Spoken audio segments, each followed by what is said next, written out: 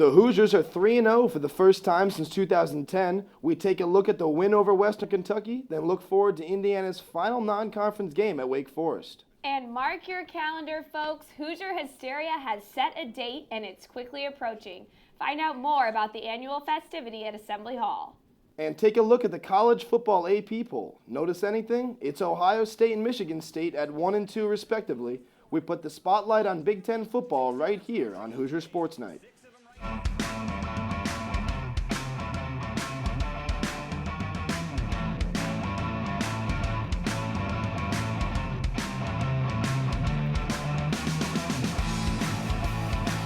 Hello and welcome to Hoosier Sports Night. I'm your host Sam Learman alongside Ali Hosfeld. It was a big week this week for Indiana football as they beat Western Kentucky and the Hoosiers improved to 3-0 for the first time since 2010. Let's take a look at the highlights.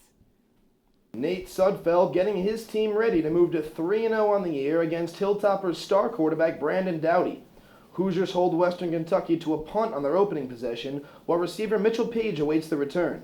Page fields the ball at his own 8-yard line and cuts right to make the first defender miss, and it was all great blocking from then on. Hoosiers haven't returned a punt to the house since Shane Wynn in early 2013. Page takes the ball 92 yards up the right sideline for the first points of the afternoon. Let's fast forward to the second quarter. 4 minutes left in the half. Hoosiers down 14-7. Sudfeld finds Ricky Jones Jr. wide open on the wheel route as the Hoosiers tie up the game 14-14. Third quarter, Western Kentucky up 28-24. Sudfeld rolls to his right and finds Simi Cobbs Jr. and spins off the first defender, makes another miss, and pounds his way into the end zone to take back the lead. 6 minutes left in the third quarter. Dowdy in the shotgun, play action, looks to his right, and freshman cornerback Jonathan Crawford breaks on it for his first career interception, and the Hoosiers take over on the 22-yard line. 30 seconds left in the third quarter, Hoosiers up 10, and Hilltoppers Garrett Schwetman on to take a 37-yard kick and make it a one-score game. But Nick Mangieri, the 3-year starter at linebacker, gets a hand on it and blocks the kick, and the Hoosiers special team comes up big again. A few plays later, Devine Redding takes a handoff up the middle and goes untouched for the touchdown, and the Hoosiers win the game 38-35 in this offensive shootout. It's been an offensive showcase for the Hoosiers, and it's translated into wins. We knew the impact Jordan Howard would make, but Kevin Wilson just had to look down his sideline to find a pair of pass catchers that would emerge as playmakers. Dimitri Bubaris has more. Through 3 games, Indiana holds the Big Ten's top scoring offense. And outside of running back Jordan Howard, a large part of that has come from a pair of unsung heroes who have a knack for making big plays despite their size. But you put them all together collectively, and when they play together collectively, it's a veteran line, good tight ends, there's good skill outside, getting better, backs are strong, it's a good quarterback. I mean, it's pretty good. And Mitchell Page and Ricky Jones headline that spotlight. Both under 6 feet, both redshirt juniors, and both without a single career touchdown coming into the season. But the 2 receivers have become threats in the passing game, emerging as quarterback Nate Sudfeld's most reliable targets. Those guys have been in the system for a long time. They know the offense very well. They know spaces, and they've just put in their time. They've been waiting and being very good teammates throughout their time here. Jones can stretch the field, 3 receptions of 50 yards or more, and Page, well, at 5'7", the former walk-on is a playmaker. Consecutive weeks with a touchdown reception, then finds a seam and does this as a punt returner. I got past the first guy, but after that it was just really good blocking. It was a team touchdown, both of them were, really. In Bloomington, Dimitri Bubaris, Hoosier Sports Night. Jordan Howard has been the bread and butter of the Hoosiers offense, and ask anyone to describe Howard's running style and they'll tell you that this guy only falls forward. Sure, he's no Tevin Coleman, but the UAB transfer has Hoosiers fans feeling a bit nostalgic on Saturdays. Brandon Farkas tells us more. Pass to number 8, Jordan Howard. First down, Hoosier! With another impressive performance on the ground, Jordan Howard continues to do a solid job of replacing Tevin Coleman as the team's starting running back. While the two have drawn comparisons, their running styles are far from the same. He hasn't really gotten those 80-yard touchdown runs that Tevin used to get, but he gets 4, 5, 6 every time, even when there's really no one blocking or we miss blocks. He's a really good running back. Happy to have him here, that's for sure. Yeah, I mean, when I got to know him, through spring ball a little bit, I realized he was going to be a special player. I mean, obviously Tevin was awesome again, but I mean, Jordan Howard fits our offense so well. Personality-wise, he fits our team so well. Just such a team guy, and he wears on defenses, like I said. I think being able to sustain drives and get to third and manageables has really opened up our playbook and given us good opportunities. Jordan's strong, he's mature. It's kind of how he played last year. I think he is a guy that gets stronger as he goes. Despite not having a rush longer than 35 yards this season, Howard's physical running style allows him to consistently fight for extra yardage, which is a big reason why he is currently #1 in rushing yards among all FBS players. He does not fall backwards, ever. If he hits somebody at the line of scrimmage, he'll get 2 or 3, maybe 4 yards. You'll never see him get a negative run play. He runs so hard. He runs so hard. I sure wouldn't want to tackle him. He lowers his pads. He's always getting yards he shouldn't get. And I think that's what makes him really good. The powerful running style of the UAB transfer was crucial in securing the victory this past Saturday against Western Kentucky. The usual up-tempo Hoosier offense was turned to a slow, controlled pace late in the game, and the Hilltoppers couldn't stop the IU running back. I thought we got going when we really ran the ball coming out the 1 yard line and really got into some rhythm. And I think that just kind of transitioned our coaching's thoughts, and we just got in a good sync. It's huge when you can control the game, control the time of possession. Just, you know, even though we go fast, we're controlled right now. I think it's a very good balance and can take us pretty far. We was just like, let's finish this out. We knew they weren't going to stop us. We knew we had them tired. And me personally, I love a 4-minute drive, like killing the clock. Howard looks to build on his great start with the Indiana Hoosiers as the team travels down south to ACC territory this weekend to take on the Wake Forest Deacons. From Memorial Stadium, I'm Brennan Farkas, Hoosier Sports Night. The Hoosiers are on the road for the first time this season. They'll head below the Mason-Dixon line to Winston-Salem, North Carolina to play ACC opponent Wake Forest. The Demon Deacons are 2-1 and look to match their 2014 win total through just 4 games. It's a one-game-at-a-time approach for Kevin Wilson in Indiana football, but Ohio State on October 3rd is on the radar. Kickoff for the conference opener in Bloomington is set at 3:30 p.m., and you can bet we're in for a treat if both these teams are undefeated after Saturday. The women's soccer team started conference play with back-to-back draws over the weekend against Illinois and Northwestern. On Friday, the Hoosiers hosted the Fighting Illini for a scoreless matchup. On Sunday, junior forward Lauren Jora scored the equalizer in the 79th minute from a Kayla Smith assist. We caught up with head coach Amy Burberry and Jora following Sunday's match against Northwestern. Well, I mean, it's mixed emotions. It's huge to come out with points in any weekend, in Big Ten weekend, but I think next weekend we really want to push for the 3 points and the win. So that's going to be our goal for this week throughout practice and for next week to get 3 points in the next game. I thought we battled today. I thought we battled all weekend. I mean, it's tough. We played 110 minutes on Friday, and then to come back and have to do it all over again. So I thought our fight in the second half was fantastic. I mean, the goal was just an absolute effort goal from Kayla, first of all, to serve that in, and then Lauren Jure to give a last-ditch effort to put it in the back of the net. So I'm really proud of our fight. What's been really special this year is just our fight and our team.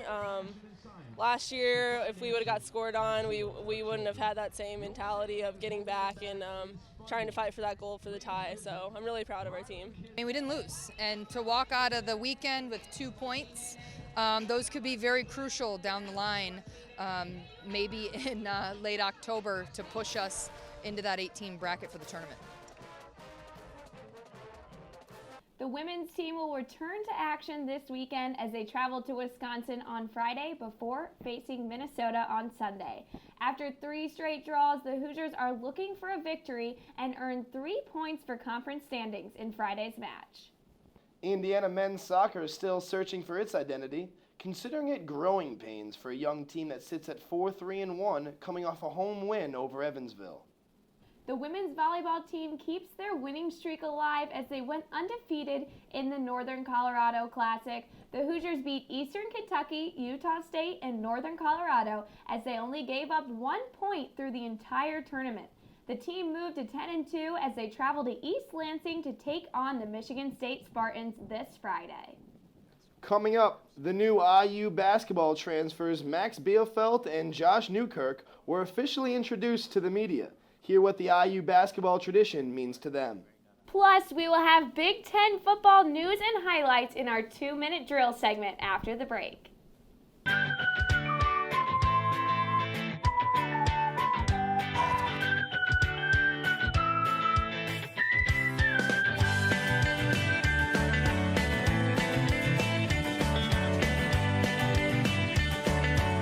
It's an honor to be here.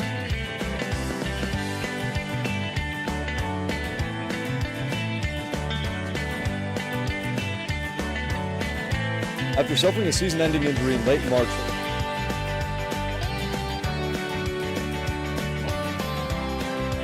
as you can see behind me.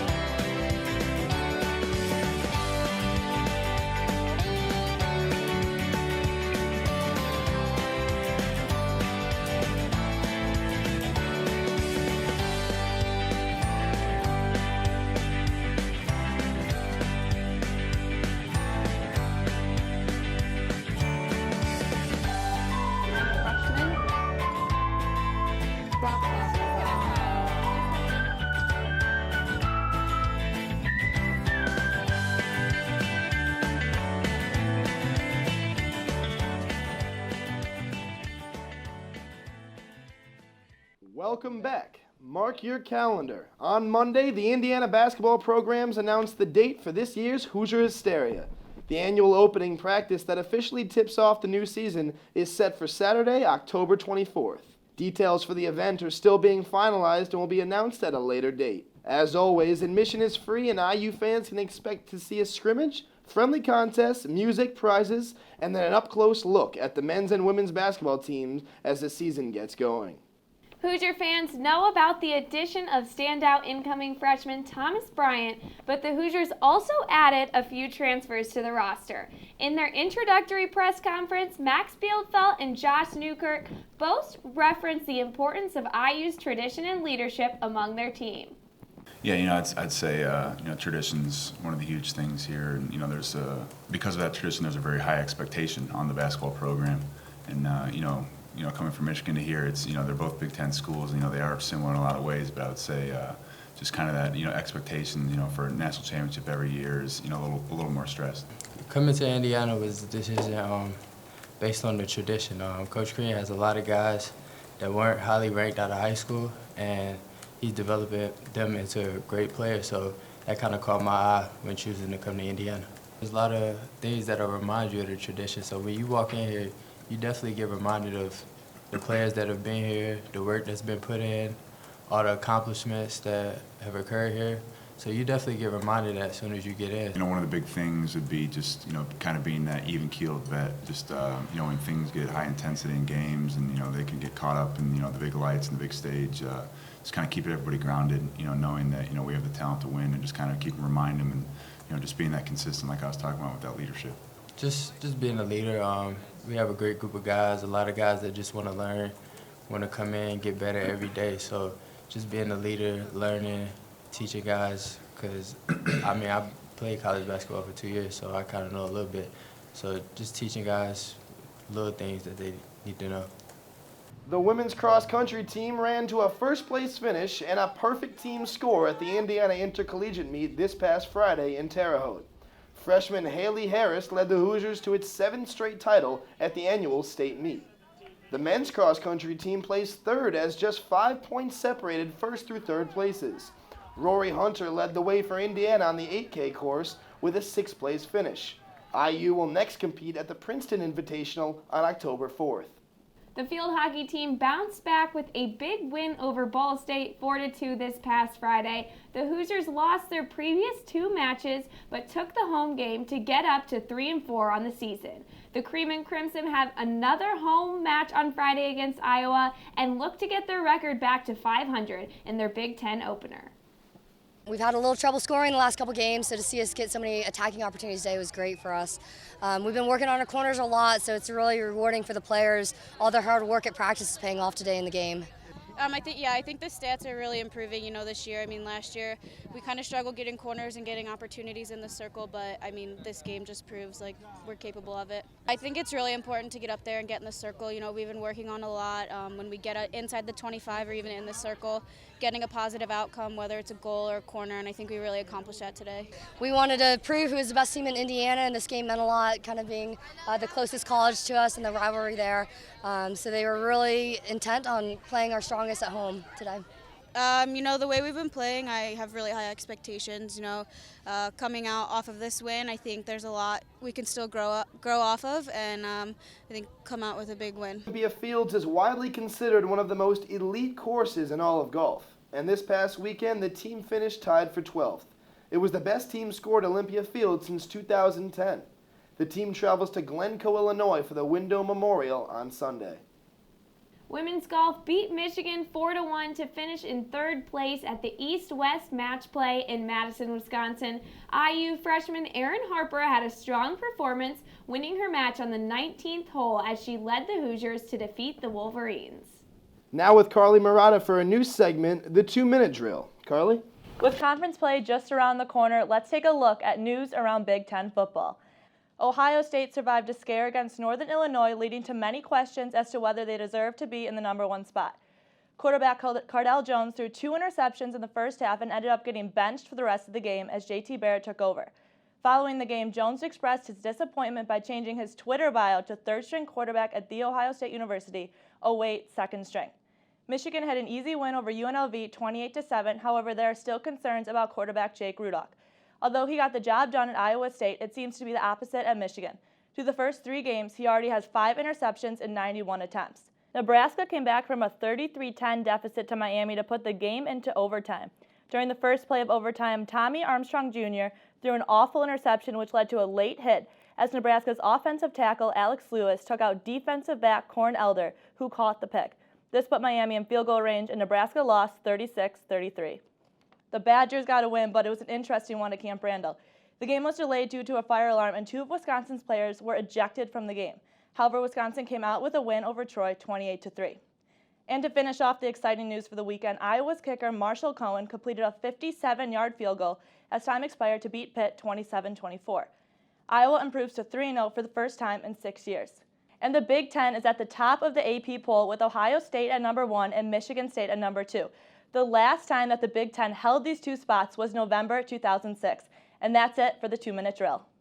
Thanks, Carly. And that's all we have for this week's Hoosier Sports Night. Indiana football travels to North Carolina to take on Wake Forest this weekend in hopes of coming home with a victory and strengthening the campaign of College Game Day coming to Bloomington for when they play Ohio State. That'll be very exciting for the Hoosiers. Don't forget to follow us on Twitter at IUSTV Sports. I'm Sam Learman. I'm Allie Hosfeld. Thank you for watching.